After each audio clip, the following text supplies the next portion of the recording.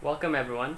My name is Evander, and alongside my group mates Lee and Kevin, we will be giving a brief discussion about the basics of a mathematical model, in particular the spread of a disease and the application of differential equation in real life.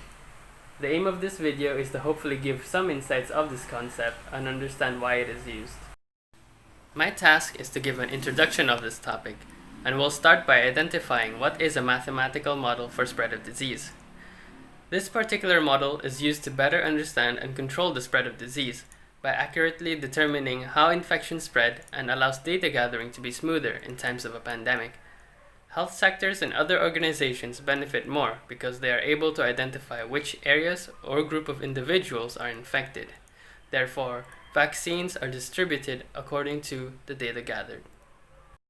The history of this mathematical concept dates back as early as the 1770s by Daniel Bernoulli in an attempt to analyze smallpox during the American Revolution.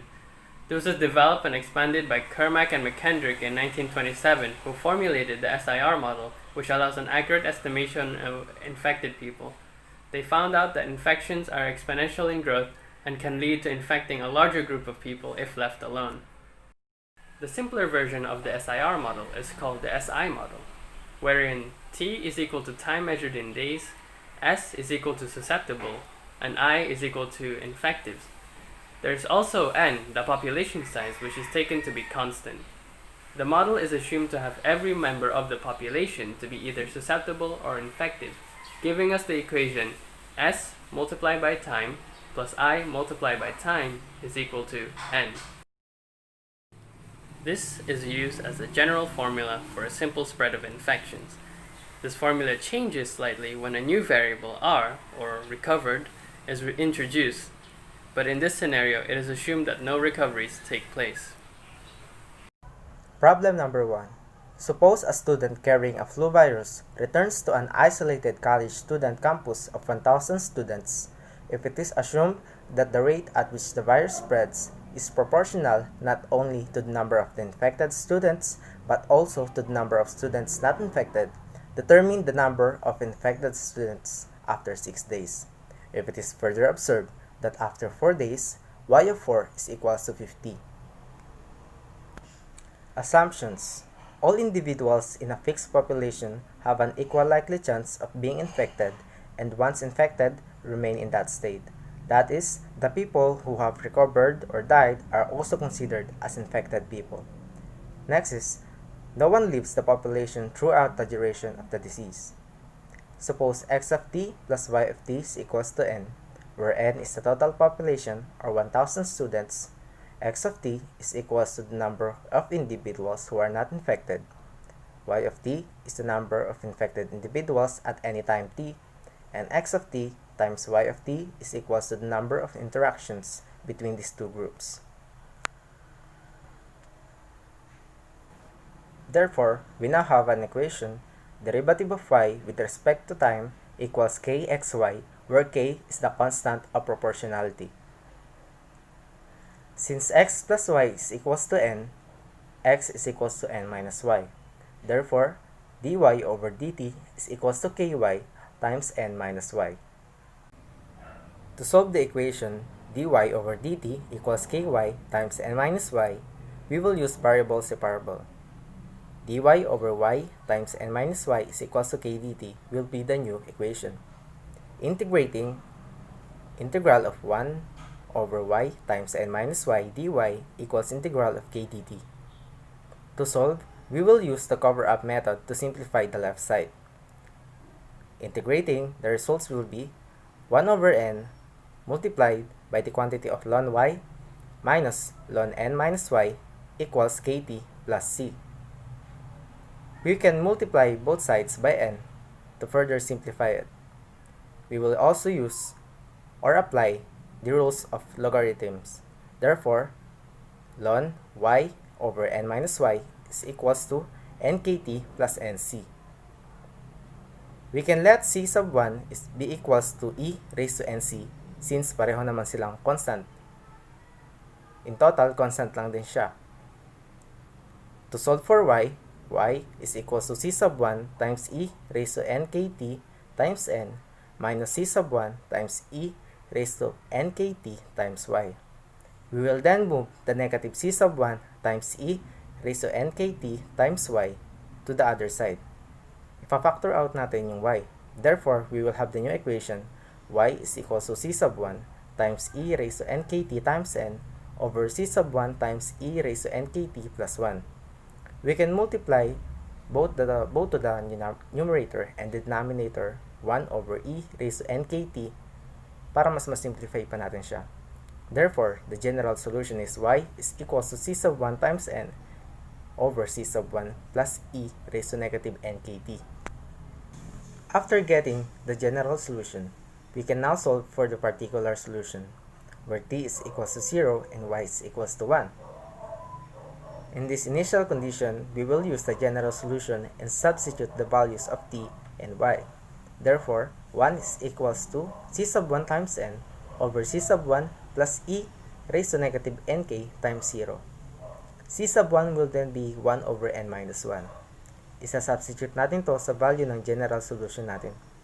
Therefore, y is equals to 1 over n minus 1 times n over 1 over n minus 1 plus e raised to negative nkt.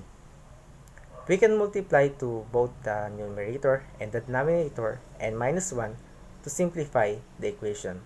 Therefore, the general particular solution is y of t is equals to 1000 over 1 plus 999 e raised to negative nkt. The next step is solving for k, where y of 4 is equals to 50, meaning t is equals to 4 and y is equals to 50. Using the general solution, isa-substitute lang natin yung values ng t at y ulit. By cross-multiplying and using the laws of logarithm, we can cancel the constant e. Therefore, k is equals to ln of 950 over 49,950 over negative 4,000. K will then be equals to 9.91 times 10 raised to negative 4. Finally, what is y when t is equals to 6? Using the general particular solution ulit natin kanina, isa-substitute lang natin yung t, which is 6, in k value na nakuha natin kanina. Therefore, y of 6 is equals to 1000 over 1 plus 999 times e raised to negative 1000 times 9.91 times 10 raised to negative 4 times 6. Y of 6 will then be equals to 276.22 or approximately equal to 276 infected students after 6 days. Problem number 2. Suppose a student carrying a flu virus returns to an isolated college campus of 1,500 students. It is assumed that the rate at which it spread is proportional not only to the number of infected students but also to the number of students not infected. Determine the number of infected students after 6 days given that the number of infected students after 3 days is 70. Assumptions. All individuals in a fixed population have an equal likely chance of being infected and once infected remain in that state. That is, the people who have recovered or died are also considered as infected people. No one leaves the population throughout the duration of the disease. Suppose x plus y is equals to n, with x representing the number of the students not infected, y representing the number of the students infected with the virus, and n is equals to the number of the students combined. X at 0 is equals to 1 student carrying the flu virus. Y at 3 is equals to 70. Represents the students carrying the flu virus after 3 days. Y at 6 is unknown. It refers to how many students are carrying the flu virus after 6 days. D of y with respect to t is the rate of change of y, the number of the infected students with respect to time. K represents at which the disease spreads.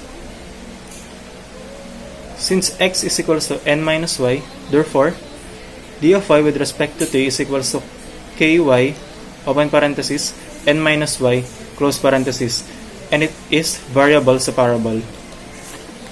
In order to solve the problem, we will first have to find the particular solution using the initial condition.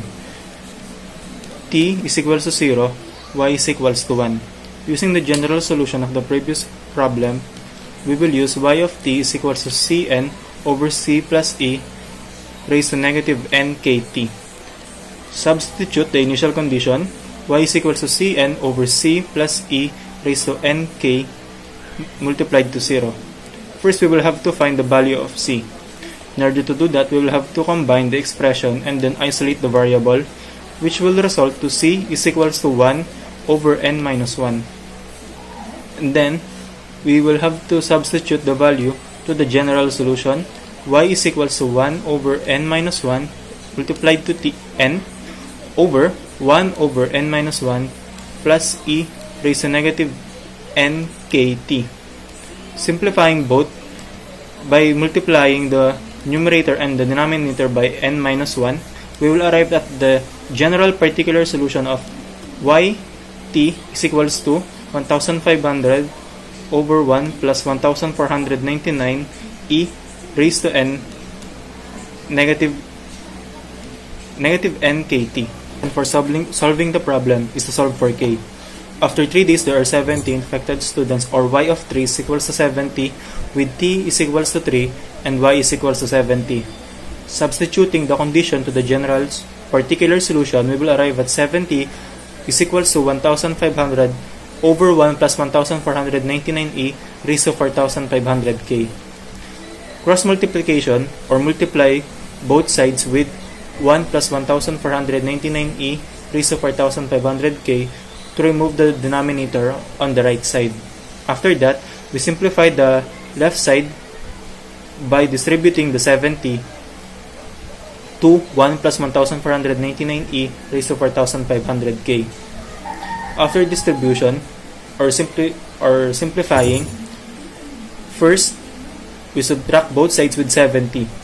Then, we divide them with 104,930 to arrive at e raised to 4500k is equals to 1430 over 104,930. To find the value of k, first we will have to remove e. In order to do that, we will have to take the logarithm of both sides of the equation, which is equal to negative 4500k is equals to natural logarithm of 143 over 10,493.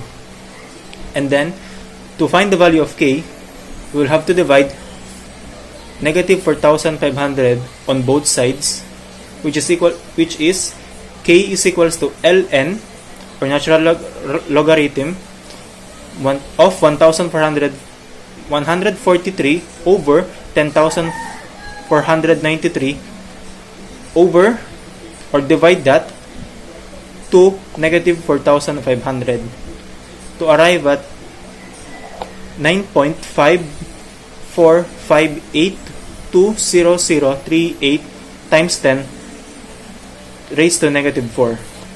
Now, the final condition is to find the value of y when t is 6, or after 6 days, how many students are infected with the virus. Now that we have all the values needed to solve the problem, we will just use the general solution, then substitute all the values. We should arrive at y of 6 is equals to 1500 over 1 plus 1499 e raised to negative 1500 times 9.545820038 times 10 raised to negative 4 times 6. We should arrive at y of 6 is equals to 1173.8857, or at 6 days, there are 1,174 infected students. That is all for today. Hopefully the basics of the spread of disease model has been properly introduced. Thank you very much for watching, and see you next time.